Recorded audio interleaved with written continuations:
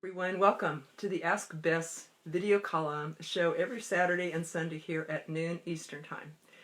This is a show where you can come on and listen, or you can ask a question of a body-mind therapist, a holistic health practitioner, also a business and life coach, also called the shrink of MLM.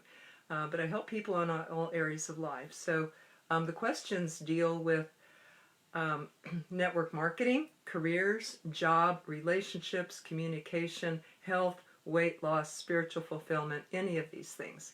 So very glad that you're here today. The topic today is how I healed insane loneliness. And I'll explain that in just a minute. Hello, Luya. Welcome. Glad to see you. And by the way, if you're watching the replay, please type in replay because I'd love to thank you for that. And also like to know where you're watching from. That would be really fun. Okay, so every week we deal with, or every weekend, every show here, we deal with kind of intense, powerful, meaningful, I hope, topics that people write in or ask questions about. So one of the questions was about loneliness. And I wanted to tell a story as an answer to that today. But first, I just want to let you know a little bit about the show. My whole message, my whole mission with this show is that you matter. I hear you. You're not alone. I'll respond.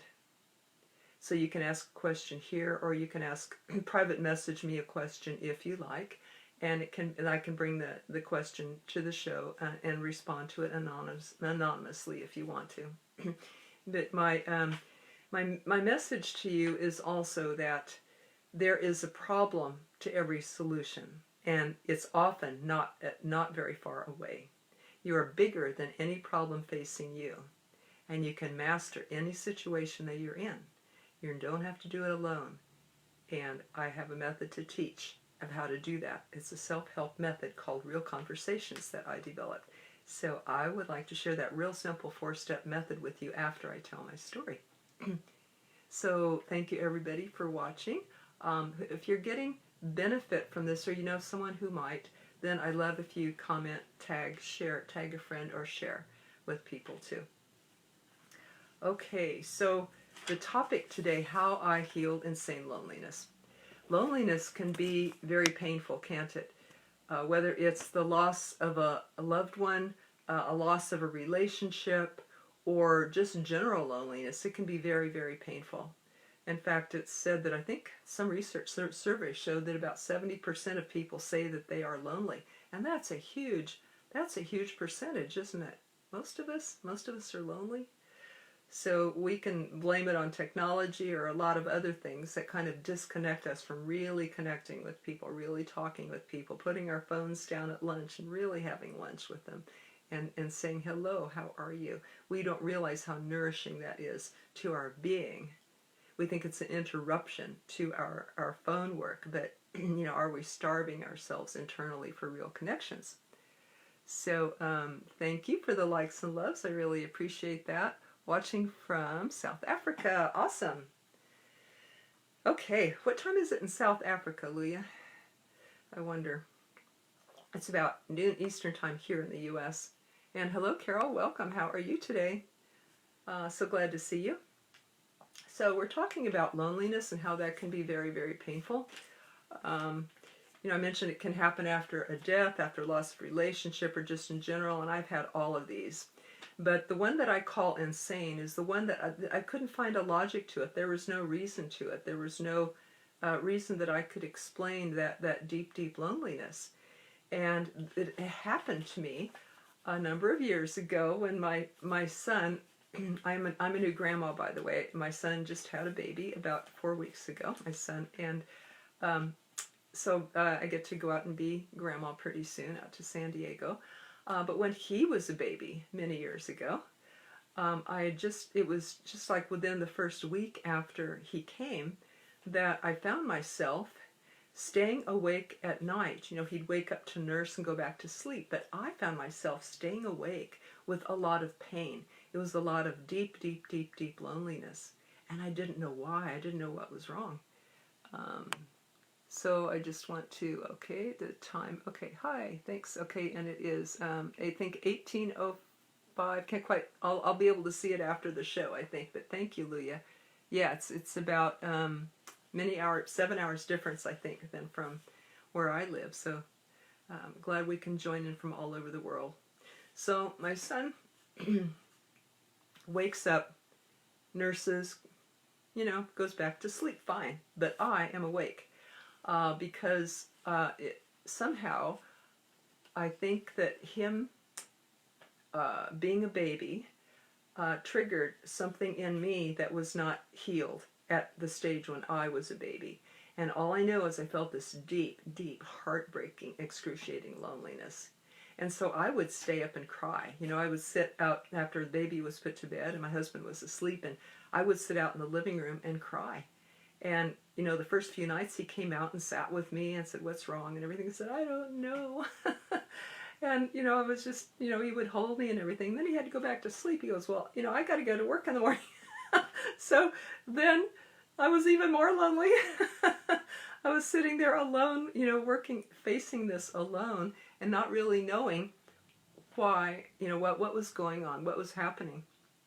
So one night, this is after a few nights of the pain being very, very bad. One night, the pain got so very, very bad that all of a sudden this wave of love came, this wave of relief came. Perhaps I surrendered when it got, very, very painful or something. But this wave of love came and gathered me up in its arms. And it was like a big, bosomy, cushiony grandmother was holding me and rocking me. And I felt this, the comfort, the nurturing that I was longing for come into me and heal me. And it was like a miracle. It was like a gift, just because I was in so much pain. And this came in and healed me. And I knew that any time that I felt lonely, I could go back to this experience, this vision that I was given, and heal that loneliness that I felt. And later I asked my mom, I said, "Hey Mom, did you ever, that the advice at the time that she was a mom was that you don't spoil the child, if they're not wet or hungry and they're crying, you just leave them to cry it out, cry themselves to sleep." That was the advice at that time. Now they found that actually can cause brain damage. So now I know what happened to me. But the extended crying can actually cause damage for oxygen or something like that in the baby's brain. Can actually damage the baby if you just leave them to cry it out. But that's what they were taught at that time, to not spoil the child with too much attention and all that. So then I understood.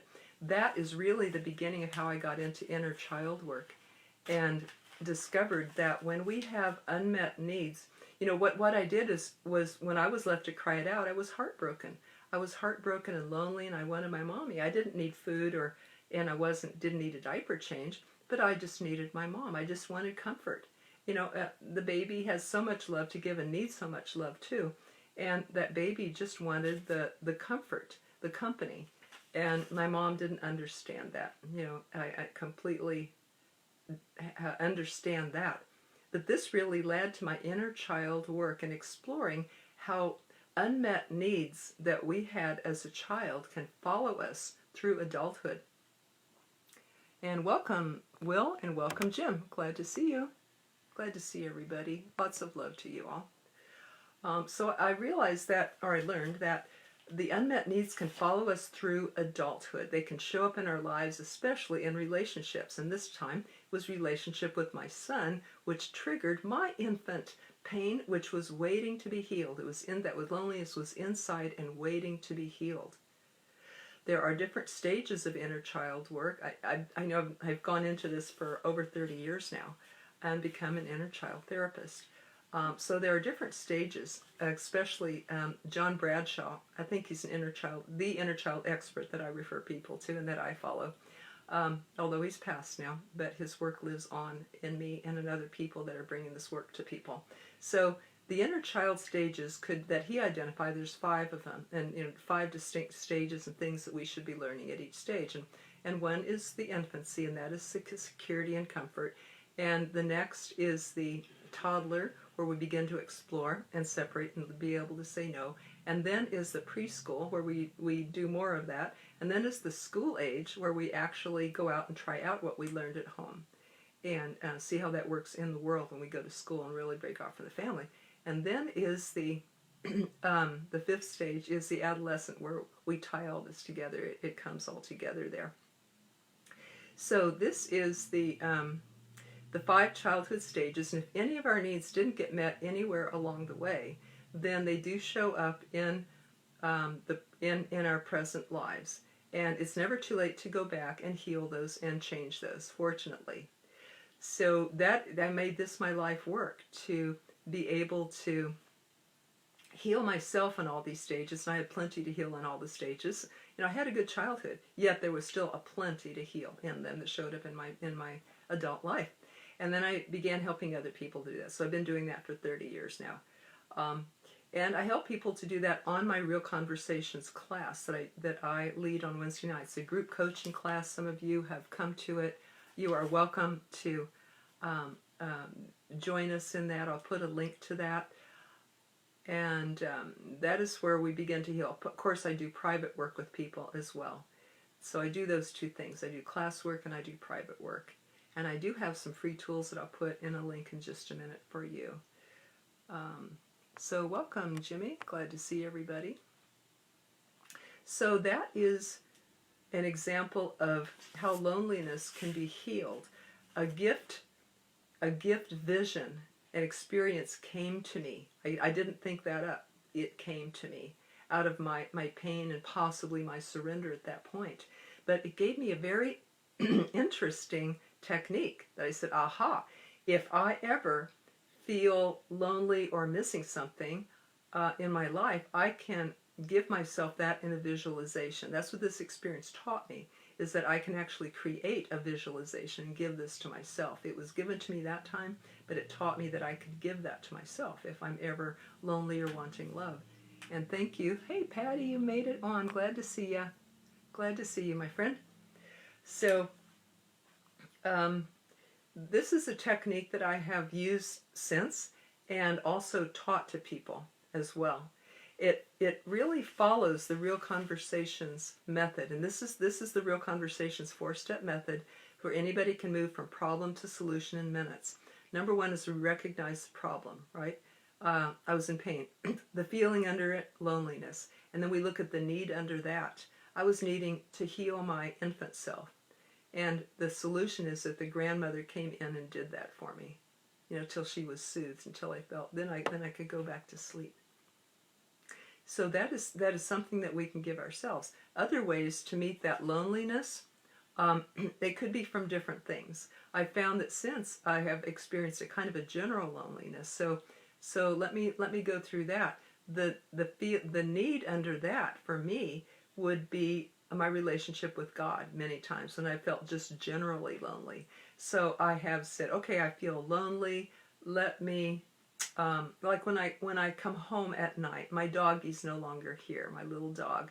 But I think, it would be so nice to have a mate when I come home. It'd be so nice to come home to someone, and or have someone care for me or nurture me after a hard day or something like that. And I thought, Bess, you're wanting God. And you may have different words for it, or people may have different, spirit, life, love, or divine love, the divine, the creator, whatever, higher power, or just nothing. But I use that word because most people use that word. So, okay, Bess, you're wanting God. You're wanting God's love and nurture, which is where I think that the grandmother came from. I think that's where the grandmother came from. But God can reach us in so many different forms, in the form of a mother, in the form of a mate, in the form of my doggy. But it's always with me. But it comes through me to other people, through other people to me. But we all have direct access to it at any time. So whenever I feel lonely nowadays, I think I pretty well healed the inner child over time. My inner child at all the different levels that I was missing love in one form or another. So now when I just feel a general loneliness, I say, okay, how's my relationship with God at this moment? I think it was good, but let me go check. Am I wanting to tune into God's presence and guidance and love and comfort? that's in my life, the assurance, the security that this is always here. So that's one way I help loneliness right now. Another way is after a loss, after the loss of a loved one. It's, whether death or whether the end of a relationship. It's very good to be with friends and family. Be around people a lot. And then nurture yourself with a massage, with nurturing food. Some people may bring you food, after the death of a loved one or something. But see how you can nurture and love yourself. I call this loving my inner child, because now I still have an inner child, which is really my heart. I still have the inner child, but now I have on board an inner parent, which I didn't as a child. I didn't have that parent to take care of my child. I didn't know how to do that. Although I could look to God and let God heal me that way as a child. I'm better at it now. But healing my inner child means cherishing myself as much as I would my own child. And loving her, being attentive to her feelings and needs. A lot of people don't know what the feelings and needs are that they have, because we were taught not to have them. Oh, you're not sad. Don't be lonely. Don't be angry. You just need attention. You shouldn't need that. So we're taught to divorce ourselves from our feelings and needs. And so it's my mission to be a teacher of this. I actually created a chart of feelings and needs and solutions to meet those needs. I call the process Real Conversations to get in touch with that. I have a link where you can get free tools about that and also information about the class. And I will post that at the end of this live. Maybe it will help you, or maybe someone that you know. Maybe someone that you know might be able to use this self-help tool, or the class that's on Tuesday nights. The class is 9 p.m. Eastern Time every Tuesday night, 8 p.m. Central Time. Lasts for 90 minutes. It is confidential, not recorded, to keep it confidential. And this is where people can get group coached. You can use an alias name when you come on. You can use a fake name. But people come on and get live coached right there. It's like a live reality show. And some people get coached. Some people just like to listen in and learn from that. Because every single person who goes, I learn something from it. And I believe that if other people, if they want to, they can learn something from that. So, of course, I do private coaching, which we can go faster and more direct. But for those who want a more affordable class, I recommend the Real Conversations class on Tuesday night. And the link I will post will tell you about that class. So you're welcome to hop on. People, again, bring any issue. It could be work, network marketing, health, relationships, communication, spiritual fulfillment, weight loss. It could be anything. I am a coach for business and life. My niche is network marketers, and I found that all of these things can definitely affect your business and vice versa. So that is why I'm very glad, it's very handy, it's very good that I can be a coach on all these levels and a counselor on all these levels too. Welcome, Steve. Glad to see you.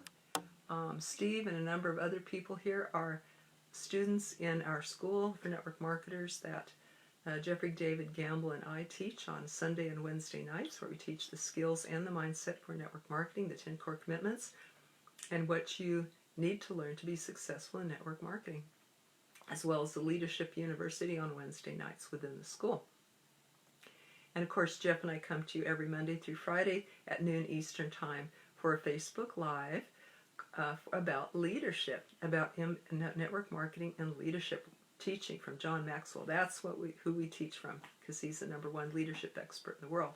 So these are the things that I have to offer. Whoever wants to be on my text list for this show, please private message me the best number to text you as a reminder for about a half an hour before every one of these shows. So I'll be glad to do that, because some people say, oh, I don't want to forget. And guess what? If you're not available at that time, you can come back and watch the replay at your convenience. So thank you, Facebook. Thank you, Facebook Live. Does anyone have a question right now? Please type that in. If you got a takeaway, I'd love to hear that. If you have a question that you'd rather be anonymous, then just private message me, and I won't mention your name, and I'll respond to it on the show tomorrow. So let's see. Questions? Who has a takeaway? I'd love to hear that, because that can help me know what you value, and it can also help other people who are reading the comments after the show. Some people read that as a summary of what went on during the show. So that's how you can share.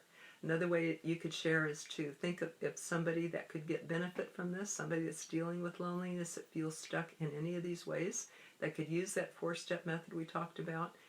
Some people tag and share friends, some share it in another Facebook group that could be watching at the same time. Remember the 4 steps again?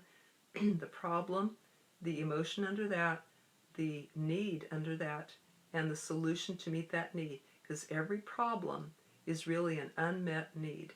Did you know that? Every problem is really an unmet need. So find that need and meet it in a healthy way, and the problem disappears. The problem is just calling. It's really a need. The problem is really the need that is calling to be met.